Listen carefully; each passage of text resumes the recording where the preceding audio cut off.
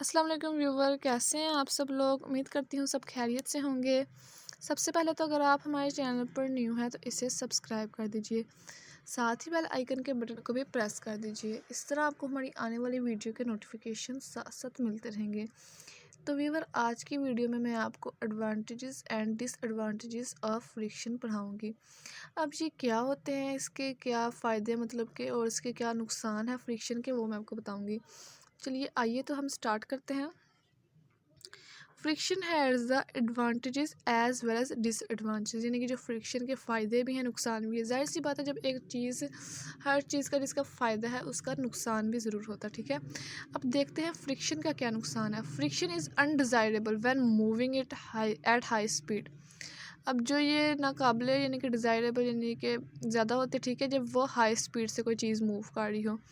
It oppose the motion, और ये किसके मोशन के अपोजिट होती है। एंड थस लिमिट, और ये लिमिट करती है the speed of moving object, इसकी किसकी स्पीड को, मूविंग ऑब्जेक्ट को लिमिट करती है। Most of our useful energy, अब हमारी जो सी यूज़फुल एनर्जी है वो ज़ाया हो जाती है किसकी वजह से, एज हीट के तौर पर एंड साउंड के तौर पर, किसकी वजह से, फ्रिक्शन की वजह से। और वो फ्रिक्शन किसके दरमियान होती है, between various moving part of machine.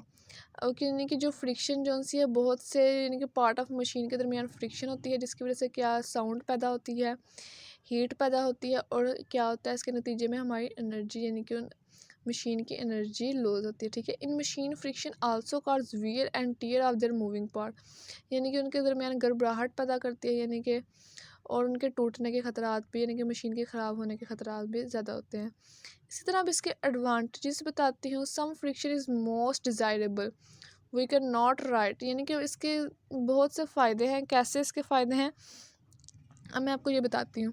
अगर हमारे हाथों के दरमियान पेपर और पेंसिल है, जैसे अगर उस पेपर और पेंसिल के दरमियान फ्रिक्शन ना हो तो हम लिख नहीं सकते। ठीक है, अगर हम कापी पे जैसे हम लिख रहे हैं, हम दबा के लिख रहे हैं ना, ऐसे करके, ठीक है, तो अगर इसके दरमियान फ्रिक्शन नहीं होगी तो हम नहीं लिख सकेंगे। ठीक है, फ्रिक्शन अनेबल हमें काबिल बनाती है to walk on the ground. इसी तरह हमें जो फ्रिक्शन जो सी होती है ना, वो ज़मीन पे वॉक करने के काबिल बनाती है।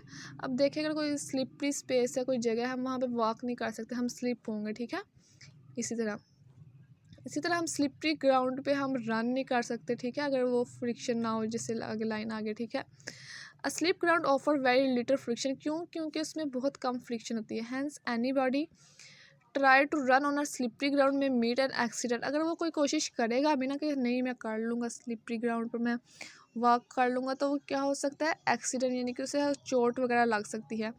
इसी तरह it is dangerous to apply brakes with full force, यानी कि ब्रेक अगर फुल फोर्स के साथ अप्लाई करेंगे तो इसे रोकने के लिए, तो क्या होगी, स्लिपरी रोड पे ये एक्सीडेंट हो सकती है। ठीक है, bird could not fly if there was no air resistance, इसी तरह जैसे परिंदे होते हैं वो नहीं उड़ सकते अगर उनके अंदर जैसे वो एयर रेजिस्टेंस ना हो। ठीक है, the reaction of pushed air enable the bird to fly, अब जो रिएक्शन होता है, अब हवा का जो रिएक्शन होता है वो पुश होता है ना, तो उसे काबिल बनाता है परिंदे को उड़ने के।